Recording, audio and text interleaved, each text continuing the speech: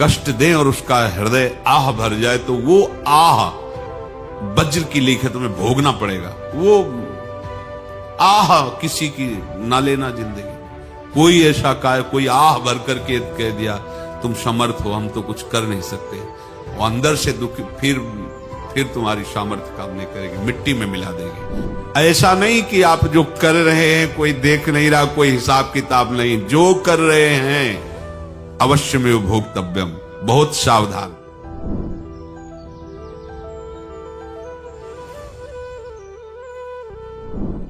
जीव स्वयं नित्य निरंतर कर्मों के जाल को रच रहा है और अपने आप को बांध रहा है। आपको मुक्त होना है, बंधना नहीं है। जीव का जन्म कर्मों के अनुबंध से होता है, कर्मों के बंधन से होता है, और उसको अपना ऋण चुकाना होता है। कर्मानुबंध ये बहुत सूक्ष्म विषय है। जैसे आप जिस परिवार में जन्म लिए हैं तो उस परिवार के लोगों से आपका ऋण है, इसलिए उसी परिवार में आप आए हैं। और ऋणानुबंध उसको बिना चुकाए या बिना वसूल किए आप वहां से जाएंगे नहीं। आपको लेना है तो वसूल करना है और देना है तो चुकाना है। ये पूर्व के जन्मों से निश्चित किया गया है। जैसे किसी के यहां पुत्र हुआ, जन्म से ही पैसा खर्चा शुरू हुआ, जब बड़ा हुआ तो उद्दंडता के द्वारा मार पूरे परिवार को क्लेश पर क्लेश देता चला जा रहा है। ये तुम्हारे कर्म का फल है। या ऐसे शक्तिहीन बुद्धिहीन ऐसे पागल पूरे जीवन सेवा करो, तुमसे अपना हिसाब चुकाने के लिए वो आया है। अब परिवार के जो सदस्य जुड़े आके, मतलब पत्नी आते ही पूरी हृदय में आनंद, परिवार में आनंद, और जीवन भर वो आनंद ही सुख देने के लिए उसका जन्म हुआ। वो अपना ऋणानुबंध मुक्त, और आते ही भयंकर क्लेश खड़ा कर दिया, बीच में दीवाल और झगड़ा वैसा, फिर अतरे दिन मारपीट शुरू, कलह अशांति, पूरा जीवन नरक हिसाब करने आए। यहां ऋण चुकाए बिना कोई जा नहीं सकता, ऋण चुकाना पड़ेगा। किसी का ऋण वसूल करना है तो किसी को ऋण चुकाना है, दोनों काम करने होते हैं। अनेक जन्मों में अनेक लोगों के साथ हमने जो बर्ताव किए हैं, अच्छे या बुरे, वो होंगे। अब किसी आदमी को हम जानते नहीं, अचानक मिला, अचानक टक्कर लगा और मार पीट गाली गुप्ता सब कर दिया, चुपचाप सह लो। क्यों? ये आपका हिसाब है, पूर्व का हिसाब। हमारा उससे कोई द्वेष नहीं, कोई संकल्प नहीं। अचानक घटना घटी और हमसे द्वेष करने लगा, हमें पीटने लगा, हमें गालियां दे, ये हिसाब है, चुपचाप सह जाओ। अपने घर का भाई ही भारी दुश्मन बन गया और क्लेश हिसाब है। एक प्रभुदत्त ब्रह्मचारी जी की वाणी में पढ़ा था, एक महात्मा जी भ्रमण करते थे तो उस समय असरफियां चलती थी, मोहरे असरफियां, तो उनको भेंट में देते लोग। तो या तो ठाकुर सेवा में लगे तत्काल, या संत सेवा में तत्काल लगे, उसका संग्रह करके डोलना ये ठीक नहीं है बैरागी के लिए, सिद्धांत में ये ठीक नहीं है। तो जब 2, 4, 6, 8 ऐसे मोहरे हुई तो उन्होंने विचार किया कि और भ्रमण करके जब काफी मोहरे हो जाएंगी तो प्रयागराज में जब कुंभ पड़ता है, एक बार पूरे सब अखाड़े के संतों को, अलग अलग संप्रदाय सब संतों को बुलाएंगे और सबको खुआएंगे। अब साधु है तो यही विचार करेगा, और क्या विचार करेगा। तो उन्होंने ऐसे डंडा बनवाया, बेंत, जो ऊपर से चूड़ीदार और भीतर पोला, और मोहरे उसमें डालते गए। और भ्रमण, जहां जहां श्रद्धालु भगत सबके यहां जाना और इच्छा रखना कि एक मोहर तो दे दे दक्षिणा में। कामना कोई भी हो वो बांधती ही है, ध्यान रखना। इसीलिए प्रभु जो चाहे वो करे, अपनी चाह नहीं रखनी चाहिए, अपनी चाह प्रभु की चाह में मिला देनी चाहिए। धीरे धीरे वो छड़ी भर गई। भ्रमण करने वाले महात्मा चूड़ी लगाई, इंतजार करते रहे। जब प्रयाग का कुंभ पड़ा तो चले। तो रास्ते में एक गांव में पूछा जाता है, जैसे कहीं रुको कि कोई श्रद्धालु ऐसा है जो संत सेवी है।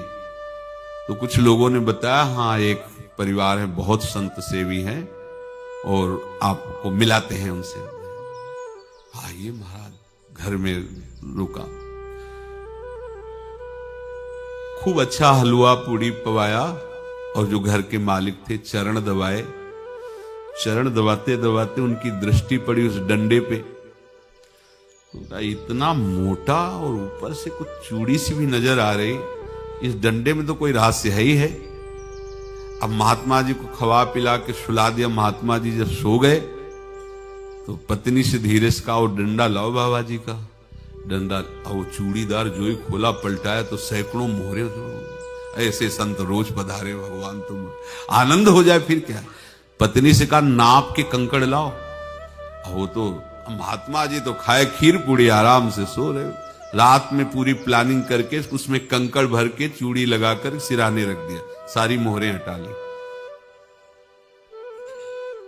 महात्मा जी आराम से छड़ी उठाए तो वजन पक्का। वैसे बड़े लोग चतुर होते हैं, पर ये नहीं जानते कि कर्म कितना भयानक होता है।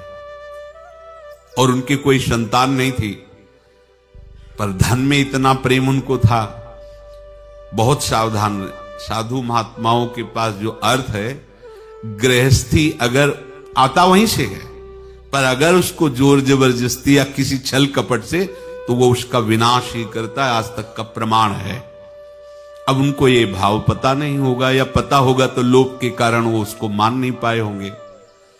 महात्मा जी गए प्रयाग में, किसी अखाड़े पर रुके और वहां प्रार्थना की कि कल जो है संपूर्ण अखाड़ों का निमंत्रण किया जाए और सब संतों को भोग पवाया जाए, उनको दक्षिणा भी दी जाए।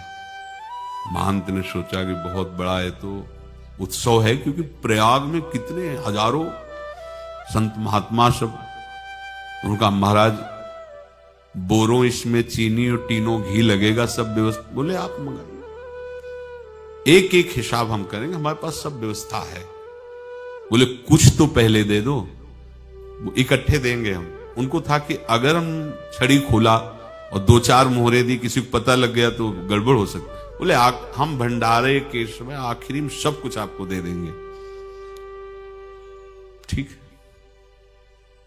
वो अपने पास से पैसे लगाकर खूब जितना सामग्री सब लाए, लाखों की, और सब संतों को निमंत्रण कर दिया। संत जन निमंत्रित हो गए, भंडारा बन रहा है। तब वहां के महंत है, उनका देखो भंडारा भी बन रहा है, संतों को निमंत्रण। अब आप अर्थ की व्यवस्था कीजिए, क्योंकि इतनी बड़ी हमारी सामर्थ्य नहीं थी जितना हमने किसी तरह हमने व्यवस्था की। अब मुझे अर्थ चाहिए, तभी आगे की व्यवस्था बढ़ेगी। संतों को दक्षिणा देंगे और जिनसे अर्थ लिया उनको दे। देखो रसोई बन गई है सब। उनका छत में विश्वास नहीं तो ये अभी चूड़ी खोली। उनको तो था ना कि मोहरे हैं, कंकड़। तो अब जैसे कितना उनको सदमा लगा होगा, हजारों संतों का निमंत्रण, रसोई बन, मतलब संत हो के छल कपट। तो उनका महाराज आपने तो हमारा नाश कर दिया, जो महंत थे। अब बताओ रसोई बन गई, संत निमंत्रित हो गए और आप ये कंकड़ दिखा रहे हैं हमको। आपने तो हमें बर्बाद कर दिया, हमारी इतनी सामर्थ्य नहीं थी, आप पहले बता देते। संत होकर ऐसा छल कपट। अब वो बोले तो क्या बोले, क्योंकि उनको पता था कि मोहरे हैं इसमें। अंदर से उनका चिंतन गया उसी सेठ के पास, अच्छा ऐसा धोखा हमारे साथ किया, भोगोगे तुम। ये जो निकलता है ना भोगोगे, ये अकाट्य होता है। क्योंकि किसी का भी हृदय, मान लो किसी भी जीव जंतु को आप कष्ट दें और उसका हृदय आह भर जाए, तो वो आह वज्र की लेख है, तुम्हें भोगना पड़ेगा। वो देखो भीष्म जी को भोगना पड़ रहा है ना। सांप को ऐसे धनुष की नोक से उठाया और बंबूल के कांटों के ऊपर फेंक दिया, कई दिन तक छेदा हुआ, वो आह भर करके मरा। तो आपको 6 महीने बाणों की सैया पर आह किसी की ना लेना जिंदगी में। कोई ऐसा कोई आह भर करके कह दिया तुम समर्थ हो, हम तो कुछ कर नहीं सकते, और अंदर से दुखी, फिर तुम्हारी सामर्थ्य काम नहीं करेगी, मिट्टी में मिला देगी। फिर ये तो संत थे और भगवत आराधना के लिए, संत आराधना के लिए ही ऐसा किए हुए थे। अब इनका कैसे मुंह दिखाएं, अब क्या करें। सुबह संत जन आएंगे, सबके बीच में हमारी कि देखो इन्होंने, अब क्या करें। गए और संगम में जाके छलांग लगाई, अपने प्राण त्याग दिए। अब उनके तो पास मोहरे थी और व्यापार बढ़ा, और 9-10 महीने बाद ही लड़का हुआ। अब तो उनको कि संत फलीभूत हो गया। देखो व्यापार चल रहा, लड़का नहीं होता था, लड़का भी हो गया। बड़ा आनंद छा रहा है। जब से वो प्रकट हुए और धन की वृद्धि शुरू हो गई, पढ़ाई लिखाई में उनके खर्चा हुआ सब, बस बीमारी शुरू हो गई उनके शरीर में। अब उसमें पैसा जाना शुरू हुआ। इतने आसक्त तो वो दोनों हो गए कि कुछ भी हो, व्यापार ठप, संपत्ति बेचना शुरू। तो उन्होंने कहा कि बेटा मैं क्या कर सकता हूं तुम्हारे लिए। बोले हमारी अंतिम इच्छा है, प्रयाग चलो, और जितने प्रयाग में संत महात्मा सबको एक बार भंडारा करवाओ। हमारी इच्छा अंतिम है, क्योंकि अंतिम यही इच्छा थी। बोले अब ज्यादा संपत्ति तो नहीं रह गई। तो बोले घर बेच दो, मेरे लिए ही तो है, बेच दो। मुझे लगता मैं बचूंगा नहीं, पर मेरी अंतिम इच्छा पूर्ण कर दो। घर बेच दिया, जेवर बेच दी। वहां गए, जब संत सेवा की तो बोले मुझे संगम तक ले चलो। संगम तक ले गए और बोले समझे, तुम चुराए थे और हमने उसको छीना है, कुछ नहीं रह गया तेरे पास कुछ। अब केवल ममता और आसक्ति में जलकर मर और नरक प्राप्त कर। मैं वही महात्मा हूं जिसकी तूने मोहरे ली थी, शरीर छोड़ दिया। महात्मा को जन्म लेना पड़ा और इनको दुर्गति भोगनी पड़ी।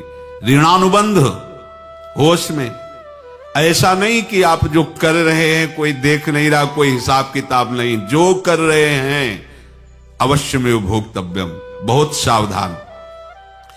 अनेक जन्मों में अनेक लोगों से जो कुछ लिया दिया है, इस लेने देने को मिटा देने के बाद ही तुम मुक्त हो गए। इसीलिए एक उपाय है, लेना न देना, मगन रहना। क्या? मालिक को समर्पित हो जाओ, मालिक को अपना माना हुआ समर्पित कर दो, खत्म। अहम त्वाम स्वरूपापेभ्यो मोक्षयिष्यामि, सब खत्म। आगे पीछे लेना देना सब खत्म। एकादश स्कंद में भगवान श्री कृष्णचंद्र जी ने कहा, जो मेरे चरणों का आश्रय लेकर भक्त मेरा भक्ति करता है, उसके पितृ ऋण, मातृ ऋण, देव ऋण, ऋषि ऋण, सब ऋणों से मैं मुक्त कर देता हूं। बस यही एक उपाय है जो इसके बंद करने का उपाय भक्तों के लिए है। वो यही है, भगवान की शरण में होकर अपना माना हुआ पूरा भगवान के अर्पित कर दो। अर्पित करने का तात्पर्य उसमें अहम हटा दो। तो दियम वस्तु गोविंदम तुभ्यमेव समर्पय। जिनसे तुमने सेवा करवाई है उनकी सेवा करनी पड़ेगी।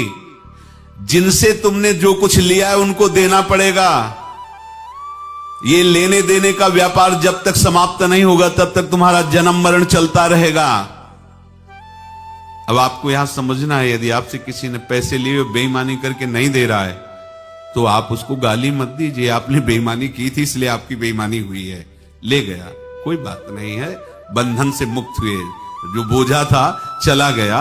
उसको ऐसा ना देखे कि ये बेईमान हमारे रुपए मार लिए, अब जो कुछ होगा देखेंगे। अगर आप आगे नया कुछ करते हैं तो फिर आगे का हिसाब आपको भोगना पड़ेगा, ध्यान रखना। ऐसा नहीं है कि आपको भोगना नहीं पड़ेगा। एक ही उपाय है कि अब जो शरीर धारण के इसी में जो भोग ले, आगे ना होना चाहिए। तो क्या करे? सर्वतो भावेन भगवान की शरण ले ले।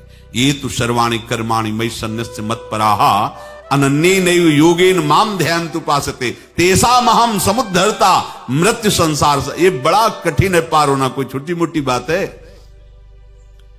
एक महात्मा